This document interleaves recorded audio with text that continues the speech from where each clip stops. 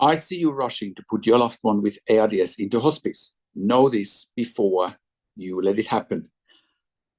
Hi, it's Patrik Hutzel from intensivcarehotline.com, where we help families of critically ill patients in intensive care to make informed decisions, have peace of mind, control, power, and influence fast, so that your loved one gets best care and treatment always. So in today's video, I want to talk about a very common situation that families in intensive care come to us with every day.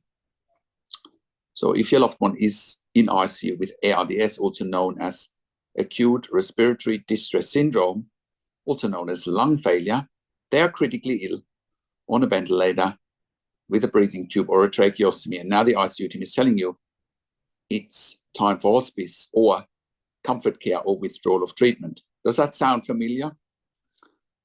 If you've come to this video, it probably does sound familiar. Now, let me tell you, if this is happening to you, don't let yourself be rushed into such a critical and potentially life or death situation. Here's what's really going on.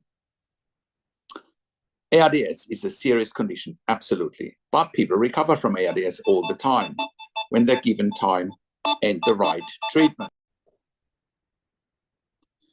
But ICU teams often don't want to give that time. Why? Because they're, number one, under pressure for beds, ventilators, staff, other equipment, so they're stretched with ICU nurses and ICU doctors in particular. And honestly, they often assume your loved one won't have any perceived future quality of life without really knowing your loved one at all. And it's not their decision to make, it is absolutely your decision, and you need to be a strong advocate for your loved one in that situation. And unfortunately, what we see over and over again is that families are being pressured into hospice care or withdrawal of treatment prematurely because basic ICU measures have been exhausted, but in reality they haven't, right? Because the biggest challenge for families in intensive care is that they don't know what they don't know. They don't know what to look for. They don't know what questions to ask. They don't know their rights, and they don't know how to manage doctors and nurses in intensive care. So, if ICU says their measures have been exhausted, it's often not true, because once again, you don't know what you don't know. You take things for face value. The reality is that what you see is often not what you get in ICU. You have to dig deeper. And that's where me and my team come in. We have decades and decades of ICU experience because we understand intensive care inside out. So coming back to ARDS in ICU, if your loved one hasn't had a tracheostomy, for example, a proper weaning trial, time to stabilize, or full treatment for infections and ARDS support, such as nitric oxide, sildenafil, epoprostenol, also known as Flolan, high oscillation ventilation, or even ECMO, then it's way too early to talk about hospice or end-of-life care. That is what I call ICU fatigue. The ICU team gets tired of managing a complex patient with often complex family dynamics who isn't improving fast enough for their liking, so they push the family into making decisions based on fear and pressure and not facts. And if you belong to the 99% of families in intensive care, you do not ask questions, you do not challenge, and you don't get advice from a professional advocate like myself, and that's a big mistake. And people have died because of it, and we have saved many lives in situations like that, and you can verify that on our testimonial section at intensivcarehotline.com, and you can verify that on our intensivcarehotline.com podcast section, where we have done client interviews. So in a nutshell, don't fall for ICU team traps. If the ICU is pushing hospice, you need to push back. And you need to ask yourself, where's the urgency and where's the rush to kill your family member? That's a very valid question you need to ask. Let me repeat that. Ask the ICU team, where's the urgency or the rush to kill your family member? Now, you need to ask the right questions and get expert help so you're not making a decision that you will regret for the rest of your life. And that's exactly what we do here at intensivcarehotline.com. We help families like yours all over the world to advocate for your loved one who's critically ill in intensive care. We challenge ICU teams and hold them accountable And we make sure you've explored every option before you're even considering giving up. We leave no stone unturned.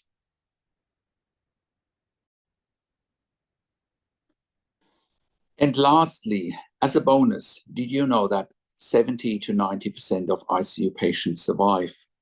And that's documented in many research papers within the ICU community.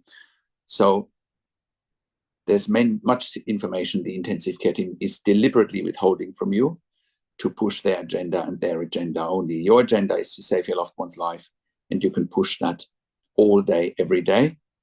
And like I said, to wrap this up, ask yourself, where's the rush and where's the urgency to kill your loved one?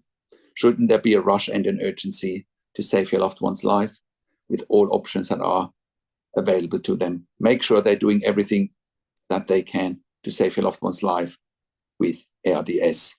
I have worked in critical care nursing for 25 years in 3 different countries, where I worked as a nurse manager for over 5 years in intensive care. And I've been consulting and advocating for families in intensive care since 2013 here at intensivcarehotline.com.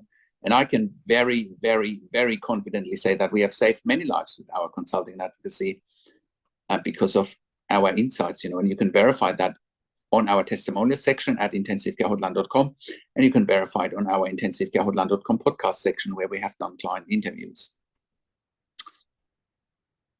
And because our advice is absolutely life-changing, right? The biggest challenge for families in intensive care is simply that they don't know what they don't know. They don't know what to look for. They don't know what questions to ask. They don't know their rights, and they don't know how to manage doctors and nurses in intensive care. And that's why we help you to improve your life instantly, making sure you make informed decisions, have peace of mind, control, power, and influence, making sure your loved one gets best care and treatment always. And that's why you can join a growing number of members and clients that we have helped over the years, saving their loved ones' lives. And that's why I do one-on-one consulting and advocacy over the phone, Zoom, WhatsApp, whichever medium works best for you. And I talk to you and your families directly. I handhold you through this once-in-a-lifetime situation that you simply cannot afford to get wrong.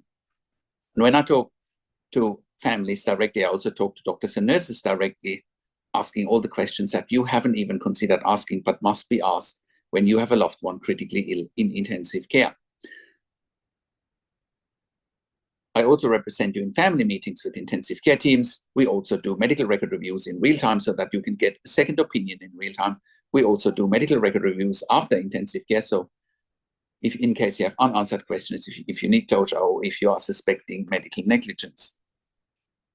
We also have a membership for families of critically ill patients in intensive care, and you can become a member if you go to intensivcarehotline.com, if you click on the membership link, or if you go to intensivecaresupport.org directly.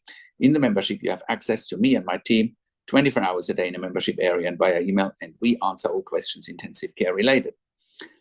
In the membership, you also have exclusive access to 21 ebooks and 21 videos that I've personally written and recorded.